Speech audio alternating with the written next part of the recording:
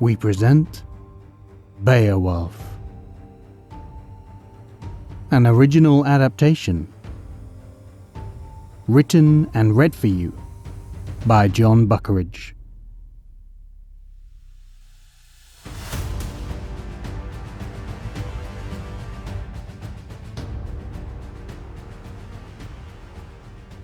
Part 2.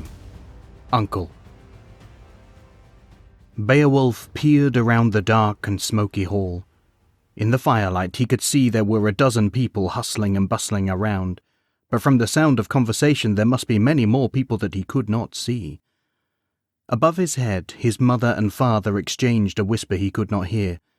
They were nervous. His mother's hand played distractedly with the pouch that hung at her belt, passing the edge between her fingers over and over. His father's left hand gripped his sword hilt as it often did, but his knuckles were white, and he could see his eyes were scanning the room and sweeping the shadows. They were walking, the three of them, towards the high seat at the far end of the room to greet the king. Beowulf did not know this king, but his mother had told him that he was fair and powerful, and if he liked them, he might keep them safe. Beowulf did not know why anyone more than his father was needed to keep them safe. He was a brave warrior after all. But his mother had told him that was what they had to do, so that was what they had to do. His eyes searched the shadows around him, straining to see. Dogs walked the edge of the hall, snuffling around the sacks and barrels for scraps. On the walls he saw shields and spears hanging beside tapestries and woven cloth. High above in the rafters he saw fresh hides hanging as they dried. The smoke from the fires smelled thick and bitter in his nostrils, drowning out the scent of the rushes scattered on the floor. "So you," came a voice, "must be the great and mighty Ecgtheow." Beowulf's head swiveled to see the speaker. In the high seat, an old man sat staring down at them. He did not look like a king to Beowulf, but then Beowulf did not think he had ever seen a king before, so perhaps this was what they all looked like. He thought the man might be tall if he were standing, wiry and slim instead of broad and strong, like a clever coursing hound rather than a fighting dog. Clear blue eyes looked out from tanned, ruddy skin, and from where Beowulf stood they seemed to sparkle down at him, as if he were always a heartbeat away from a great big laugh. No laughs came now, though, as he looked down at the three of them. By his side was a woman. She too was tall and slim, and she too had clear blue eyes. But where the king's sparkled, hers were hard and strong like stone. Fiery auburn hair framed her face in artful plaits and braids, and her skin was so pale it seemed almost white in the darkness of the hall. His father clapped his free hand to his chest and made a bow. His mother spread her skirts in a curtsy. Beowulf was not sure what he was supposed to do, but he copied his father as best he could, and from the corner of his eye he saw his mother smile down at him. "King Hrothgar, Queen Waltheow," said his father, "I am indeed Ecgtheow. Thank you for your welcome into your hall. I bring my family in search of—" "I know why you have brought your family, Ecgtheow of the Waegmundings," the king interrupted, "and I have not made you welcome to my hall. Not yet." The murmur and chatter in the room died away, and the only sound was the soft crackle of the fire. There was no sparkling smile in King Hrothgar's eyes any more, and to his right, Beowulf saw his father's hand loosen on his sword only to grip it tight once again. "You have fought your way into one too many battles, O warrior, killed one too many men. And now, I hear, even your folk of Waegmund will not protect you from the feud you have begun with the Wolfings. Is that not so?" Again silence hung in the room, and Beowulf looked up at his father to see his jaw clenched tight. His left hand, still on his sword hilt, was shaking, and looking to the other side, Beowulf saw his mother looked more nervous than before, almost afraid. From by the king's side, the queen spoke up. "Do you think that our hall is blind to the news of other realms? I may have married to the Danes, but I myself am a Wolfing, and I still have good contact with the folk of my homeland. We know your name well, Ecgtheow." "There is a word for men like you, is there not?" the king continued. Men who cannot control the bloodlust of battle. A berserker, the mad dog of the battlefield. Tell me, Ecgtheow, why would I welcome a mad dog into my halls? A man who does that is likely to be bitten.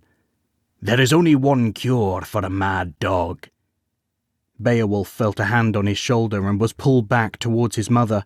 Looking up, he saw her staring at his father, the fear on her face now naked and unvarnished. From the shadows, warriors were making towards the king, ready to do his bidding. Glancing back at his father, he saw his hand was not shaking anymore. Instead, his whole body was loose and relaxed. His sword hand drifted down towards the hilt of his blade, and his right leg glided back smoothly, gracefully, ready for the fight. Breaking free of his mother's hand, Beowulf darted towards his father. "Beowulf!" his mother cried, and his father's head whipped round as Beowulf ran towards him, tugging on his sword arm. "Remember," he begged the man, "tame the fire." For what seemed like a lifetime, Beowulf's father stared down at him. All the other people in the hall seemed to fade away. They did not matter just then. Nothing else mattered but Beowulf and his father. Finally, the man nodded at him, slowly. As he did, a light seemed to flow back into his eyes. His sword hand drifted back and swept around Beowulf instead. Lifting him up and resting him on his hip, his father turned to face the high seat again. "You are right, King Hrothgar, Queen Wealhtheow," his father said in a clear, calm voice. "I have fought my way into too many battles, and I have not always been a wise man. But every day I become a little better, and, as you can see," he gestured to Beowulf, "the wisdom of the young can make fools of the old." "Well said," replied the king, motioning his warriors back into the shadows, the smile returning to his eyes. "So you are not a mad dog after all. You are a war-hound. Now that is something I can welcome into my halls. Step forward, Ecgtheow of the Waegmundings, and you too, Birgitta, daughter of Hrethel. You are most welcome in my halls and my realm. And who are you, young warrior, who can calm the fire of your father's rage?" Beowulf glanced to his mother, not sure how he was meant to respond, and she nodded in encouragement. Twisting in his father's arms, he looked back at the king, seeing the sparkle had returned to those eyes, and noticing the jets of silver white in the blonde of his hair and beard. "I am Beowulf," he told the man. He was not quite sure how he should address him, but he felt he had not done enough, so he hastily corrected. "I am Beowulf, son of Ecgtheow, sir." At last, the laugh he had known was sitting beneath the skin of Hrothgar's face rose to the surface, and he let it out joyfully. "Ha! he called. "You have the makings of a courtier in you as well as a warrior." He leaned forward, an indulgent grin on his beaming face. "The correct address is my king until you enter my service, and from there it would be my lord. For you, though, Beowulf, Ecgtheow's son, you may address me as uncle. Would that be fine?" "Thank you, uncle," Beowulf replied, and the king smiled again. "King Hrothgar," said his mother, stepping forward, "we are grateful for your welcome, though we still have the matter of—" she gave a nervous glance towards the queen— "the matter of the Wolfings to deal with." "Oh, details," Hrothgar said, waving the thought away. "Is there no were-guild that can be paid to settle the debt between you?" "There is, my king," replied Beowulf's mother, "but it is too much for us to pay alone." "Well, then I shall pay it," said Hrothgar without a moment's pause. You shall pay the were-guild to end the feud?" asked his mother. "I shall," replied the king. He glanced to his wife. "You can send word to your kinfolk of this, can you not, my queen?" Wealhtheow nodded, and the king turned back to Beowulf's mother, his face beaming. "There, it is settled. I shall pay the were-guild." There was a gleam behind those shining eyes now, like he knew some joke and he could not wait to share it with them. Beowulf's mother nodded slowly, like she too knew the joke and was building up to the punchline. "And how shall we repay this generosity from you, my king?" she asked. Hrothgar nodded at her encouragingly. then abruptly sighed, looking around himself at the hall they stood in. "This hall," he asked, "what do you think of it?" His mother was wrong-footed. "This hall, my king, this hall," he confirmed. "The hall of my fathers. What do you think of it?" "Why, it is a fine and noble hall, my king," his mother replied. "Is it not a fine and noble hall, Edge the Owl?" "A fine and noble hall," Edge the Owl repeated, though Beowulf felt that he was probably not in on the king's joke like his mother. "A fine and noble hall, is it?" asked the king with a chuckle.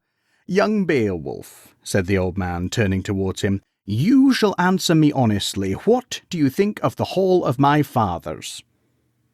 Beowulf paused, not sure if "answer me honestly" really meant it, but he decided if that's what the king had asked for, then that's what the king would get. "It is a smoky and gloomy place, uncle," he told the man. Then he wrinkled his nose and added as an afterthought, "and it smells funny." King Hrothgar threw his head back in a squawking guffaw, and by his side Queen Waltheow gave a girlish giggle. "Once again we see the wisdom of the young," the king laughed, thumping the arm of his chair. "Well done, young Beowulf. Too few have the courage to speak honestly to a king. You shall go far, I tell you." He looked up again, taking in Beowulf's father and mother. "It is a weatherproof enough hall, and I'm sure for my fathers it was a fine dwelling. But the boy is quite right. It really is a gloomy place. But I have better dreams in mind." He leaned his head back and called out, "Ashura, where are you?" A man stepped out from the shadows, as old as Hrothgar and with the same wiry frame. His hair was iron grey where the king's was wintry blonde, but otherwise they could have been brothers. "This is Ashura, my oldest friend and closest adviser. Ashura, would you bring me Heorot?" "At once, my lord," the man replied, and he hurried back into the shadows, only to return a moment later with a carved block of wood in his hands, passing it carefully to the king, who placed it on the table before him. "This, my friends, is Heorot." As Beowulf looked closer, he saw that the carving was the shape of a hall, a great, handsome longhouse with a peaked roof and fine carvings all around it. The king stared at it lovingly. "I mean," he told them, "to build a hall that is truly fine and noble, one that is light and airy, one with clean fires and a space for feasting and music and stories, a hall to host warriors and kings and banquets, not some smoky and gloomy place that smells funny." He winked at Beowulf. "This shall be Heorot. This shall be my legacy." "And a fine legacy it shall be, my king," said his father. "But where do we come in? I am no builder." "Oh, builders," said the king, waving the thought away with a dismissive gesture of his hand. "I have more than enough builders, Edge the Owl. What I need is peace to let them work." "Peace?" asked his father, his face flushing with embarrassment. "That may be the one thing I am less good at than building." "Well do I know this," said the king, sharing a look with his wife. "But I do not need you to broker peace. I need you to win peace." "Ashura, how many times have raiders troubled our shore this last year?" he asked. "At least a score," the man answered. "At least a score," Hrothgar repeated. "And how many times have they reached our hall?" "Not once," replied Ashura. "Not once," confirmed the king. "Now I see what you're thinking, Edge the Owl, that this is a good record of victory, and indeed it is. But you are a man of battle. Tell me, what happens when raiders arrive?" "People die, my king," his father confirmed. "People die," the king agreed. "My people. People I know. People I love. Friends, cousins, kinfolk, men I have fought beside, women I have danced with." Beowulf could see that sparkling smile on the old king's eyes was no longer there, but instead they shone with tears as he went on. "Wives and husbands whose hands I have bound, babes that I have seen brought into this world and blessed with my own 2 hands, who called me uncle, as your son does now."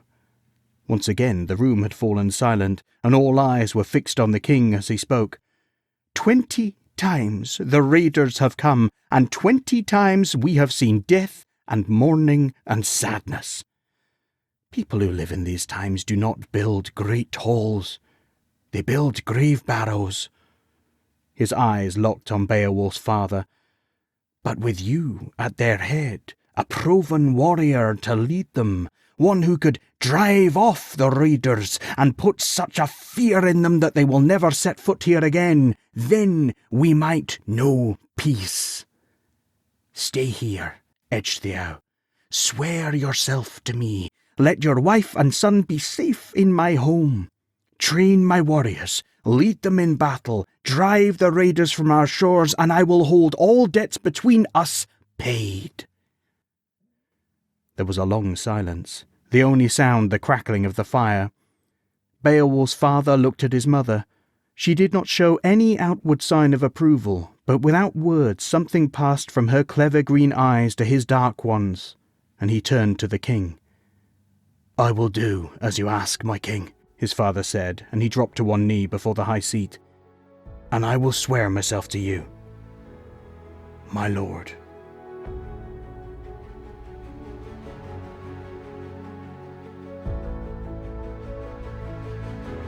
Thanks for listening. Beowulf was a Settle Stories commission, written and read for you by Jon Buckeridge. Story editor was Miriam Sarin. Intro music was Warrior by Hartzman. Outro music was Travel in the Ocean by Monument Music. It was a Parable Arts production.